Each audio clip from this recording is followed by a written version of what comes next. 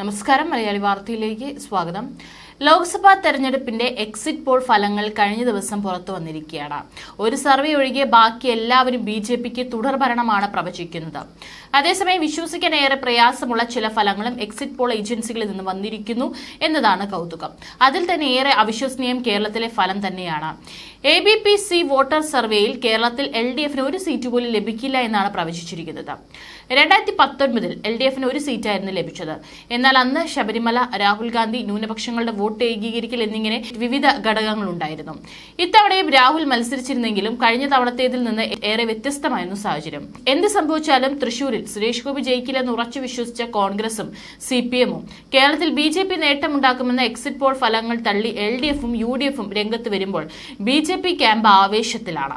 തൃശൂരിലും തിരുവനന്തപുരത്തും ആറ്റിങ്ങലിലും BJP ജയിക്കുമെന്ന് പോലും പ്രവചനമെത്തി. എന്നാൽ മൂന്നിടത്തും BJP തോൽക്കുമെന്നാണ് UDFും LDFും പറയുന്നത്. എക്സിറ്റ് പോൾ സർവേകളിൽ പറയുന്ന പോലെ മോദി അനുകൂല തരംഗം കേരളത്തിൽ ഉണ്ടാകുമെന്ന പ്രതീക്ഷയിലാണ് BJP സംസ്ഥാന നേതൃത്വം. കേരളത്തിൽ താമര വിരിയുമെന്ന പ്രവചനത്തിനൊപ്പം BJPയുടെ വോട്ട് വിഹിതം 27% ഉയരുമെന്നും പ്രവചനമുണ്ട്. ഇടതുമുന്നണിയും BJPയും തമ്മിലെ വോട്ട് വിഹിത വ്യത്യാസം 2% ആകുമെന്ന് പോലും വിലയിരുത്തലുണ്ട്. കേരളത്തിൽ ഒരു സീറ്റ് BJP നേടുമെന്ന തരത്തിലാണ് പ്രവചനങ്ങൾ. BJPക്ക് 3 വരെ സീറ്റ് നേടാനാകുമെന്നാണ് ഭൂരിഭാഗം എക്സിറ്റ് പോളുകളും പ്രവചിക്കുന്നത്.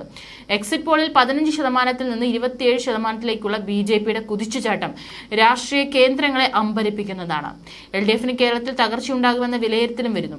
മോദി തരംഗം കേരളത്തിലും വീശി എന്ന് വിശ്വസിക്കുകയാണ് BJP നേതാക്കൾ. 2 സീറ്റ് എന്നൊക്കെ പറഞ്ഞെങ്കിലും 3 ആയിരുന്നു പോളിംഗിന് ശേഷമുള്ള പാർട്ടി കണക്ക്. അത് ശരിവെക്കുന്ന തരത്തിലാണ് എക്സിറ്റ് പോൾ ഫലം. ഇതെല്ലാം കോൺഗ്രസ് തള്ളുന്നു. CPM-ന് അവിശ്വസനീയവും.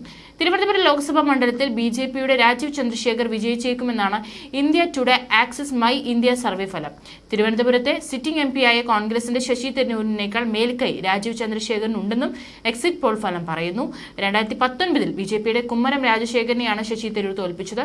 2019 99,989 വോട്ടുകൾക്കാണ് ശശി തരൂർ ജയിച്ചിരുന്നു. 2014 BJPയുടെ O രാജഗോപാലിനെയും ശശി തരൂർ തോൽപ്പിച്ചിരുന്നു.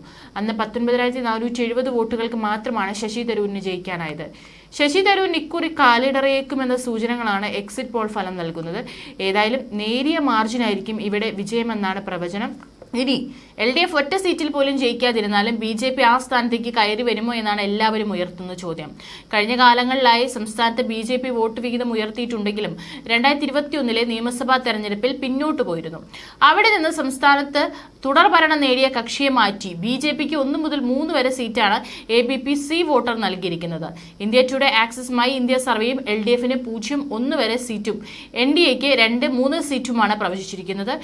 UDFന് 41% വോട്ട് ലഭിക്കുമെന്ന് പ്രവചിക്കുമ്പോൾ NDA അത്ഭുതപൂർവമായ 27%ലേക്ക് കുതിക്കാൻ സാധ്യതയുണ്ട്. ആകെ പോൾ ചെയ്ത വോട്ടിന്റെ 29% വിഹിതം ഇടതുമുന്നണിക്ക് ലഭിച്ചേക്കുമെന്നാണ് എക്സിറ്റ് പോളിൽ പറഞ്ഞിരിക്കുന്നത്.